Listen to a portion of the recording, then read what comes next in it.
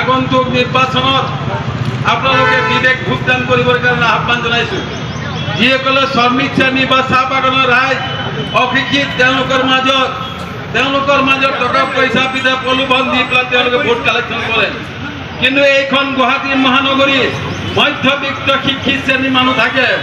যদি ইয়াত তেনে কোনো দম্ভালি মৰা তেনেধৰণে স্বৈৰাচাৰী প্ৰাৰ্থী উত্তৰ পূৰ্বাঞ্চলৰ দুৱাৰমুখ, যদি আমি উত্তৰ পূৰ্বাঞ্চলৰ দুৱাৰমুখৰ পৰা এজন উপযুক্ত প্ৰাৰ্থীক আমি দিল্লীলৈ পঠিয়াব নোৱাৰো, তেতিয়াহ'লে আমাৰ কাৰণে এটা লজ্জাৰ বিষয় হ'ব। আপোনালোকে দল চাই আপোনালোকে ভোট নিদিব। আপোনালোকৰ নিজৰ বহুমূলীয়া ভোট দি আপোনালোকে প্ৰাৰ্থীজনৰ ওপৰত ভিত্তি কৰি দিব। মীৰা বৰঠাকুৰ বাইদেউৰ লগত মোৰ কোনো ব্যক্তি আপোনালোকক আমি এই কথাটো স্পষ্ট কৰি দিব বিচাৰিছোঁ বা আমি সকলোকে এই কথাটো ক'ব বিচাৰিছোঁ যে আমি কোনো ৰাজনৈতিক দলৰ সদস্য নহয়। অসম নাগৰিক সমাজ বা ভাৰত জোড়ো অভিযানৰ লগত যিসকল লোক জড়িত আছে তেওঁলোক কোনো ৰাজনৈতিক দলৰ সদস্য নহয়। তেওঁলোক সমাজৰ বিভিন্ন ক্ষেত্ৰৰ পৰা অহা, কোনোবা যদি এজন অধ্যাপক, কোনোবা এজন চিকিৎসক, কোনোবা এজন স্থপতি, কোনোবা এজন বেংকাৰ, এইসকল ব্যক্তিয়ে এই অসম নাগৰিক সমাজ আৰু ভাৰত জোড়ো অভিযানৰ লগত জড়িত হৈ আছে। কিন্তু আজি এই নিৰ্বাচনকালীন অৱস্থাত আমি কিয় আপোনালোকৰ মাজলৈ আহিব লগা হৈছোঁ? আমি ভাবোঁ যে নিৰ্বাচনে এটা নিৰ্বাচনত আমি কাক ভোট দি জয়যুক্ত কৰোঁ, যিজন ব্যক্তিক যিসকলক আমি ভোট দি জয়যুক্ত কৰোঁ তেওঁলোকে এখন চৰকাৰ কৰিব আৰু তাৰপিছত তেওঁলোকে সেই চৰকাৰে কিছু নীতি আপোনালোকে কেৱল এটা কথা মাত্ৰ ভাবক যে আজি এইসকল ব্যক্তি ইতিমধ্যে আমাৰ মালাকাৰে কৈ গৈছে যে লেখক, সাহিত্যিক, বুদ্ধিজীৱী,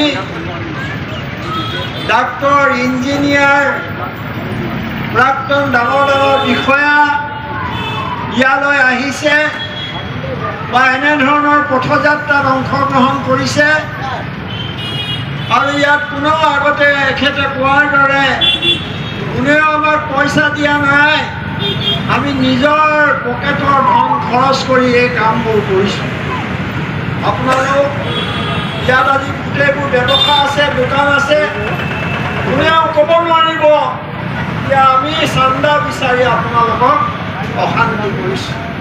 গতিকে আজি আমি এইটো কথা এইকাৰণে মই উল্লেখ কৰিছোঁ যে কিহৰ কাৰণে আজি আমি এনেধৰণে পথসভা কৰি ৰাইজক ভোটৰ আহ্বান জনাবলগীয়া হৈছে। এই কথা ইতিমধ্যে তিনিগৰাকী বক্তাৰ কথাত ওলাই পৰিছে আৰু হয়, কালি মই ৰাতিপুৱা এজন লিখা পঢ়া ভাল শিক্ষিত মানুহক পাইছিলোঁ, মোৰ ঘৰলৈ গৈছিল।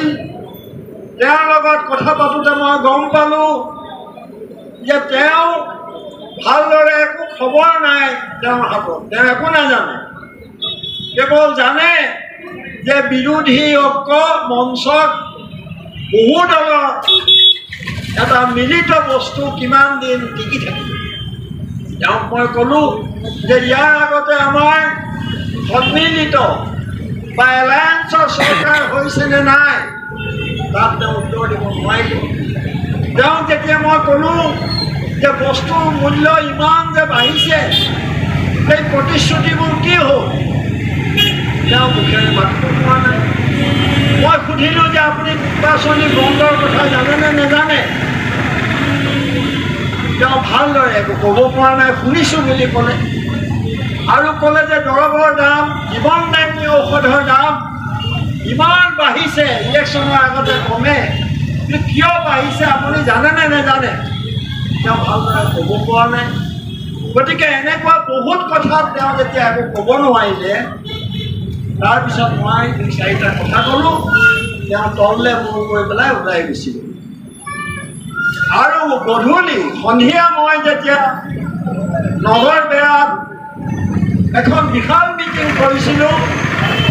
ৰাতি 9 বজালৈকে মানুহ তাত উপস্থিত আছিল। গাঁৱৰ মানুহ, হিন্দু, মুছলমান, খ্ৰীষ্টান, সকলো ধৰণৰ মানুহ তাত উপস্থিত আছিল। সাধাৰণ মানুহ, শিক্ষিত মানুহ। কিন্তু মই যেতিয়া কথা ক'বলৈ উঠিলোঁ আৰু অলপ কোৱাৰ পিছত মই যে ক'লোঁ যে দীঘলীয়া হ'ব, মই সামৰো নেকি।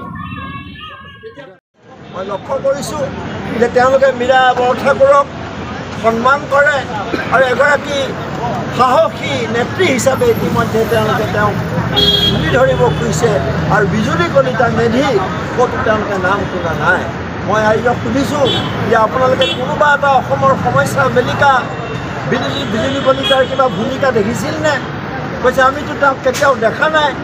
এই আহিছে তেওঁ নিৰ্বাচনলৈ, কিন্তু মীৰা বৰঠাকুৰে আজি অতদিনে অসমৰ যিবোৰ জ্বলন্ত সমস্যা, গুৱাহাটীৰ যিবোৰ সমস্যা, ইয়াৰ খোৱা পানীৰ সমস্যা ইত্যাদি ইত্যাদি সমস্যাবিলাকৰ বেলিকা তেওঁ যি বলিষ্ঠ ভূমিকা লৈছে, সেইকাৰণে আমি মীৰা বৰঠাকুৰক ভোট দিম বুলি আমি এক প্ৰকাৰ থিৰাং কৰিছোঁ।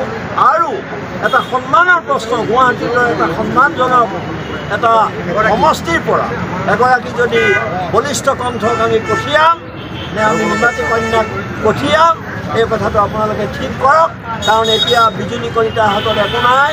হিমন্ত বিশ্ব শৰ্মাৰ মিছলীয়া কথা বতৰা, তেওঁ ভুৱা প্ৰচাৰ, আৰু তেওঁ ইতিমধ্যে হিমন্ত বিশ্ব শৰ্মা আৰু অসমত বহুত ডান্সাৰ আছে, নাচনী বহুত আছে, ভাল ভাল এৱাৰ্ড পোৱা নাচনী আছে।